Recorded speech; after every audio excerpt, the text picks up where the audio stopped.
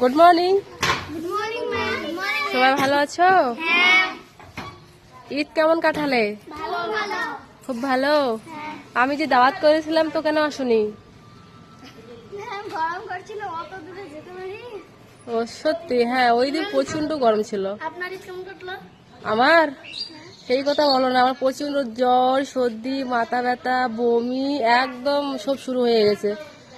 মানে প্রায় 3-4 বছর পর মনে হয় আমার জ্বর, সর্দি না, সর্দি এর আগে হয়েছিল একবার, জ্বর, মাথা ব্যথা, আবার হচ্ছে বমি। বাবা কি বলবো, আর সারাটা দিন শুয়েছিলাম, একটুও কাজ করিনি। আমার ঈদ তো কোনো বছরেই খারাপ যায় না, শুধু এই বছরটা খারাপ গেছে, জানি না। তো খুব এনজয় করেছো না? হ্যাঁ খাওয়া দাওয়া কেমন খেলে? ভালো ভালো। ভালো খেয়েছো? সবাই ভালো খেয়েছো? তো ঈদের দিনে যাওনি, আজকে চলো আমার সঙ্গে সবাই।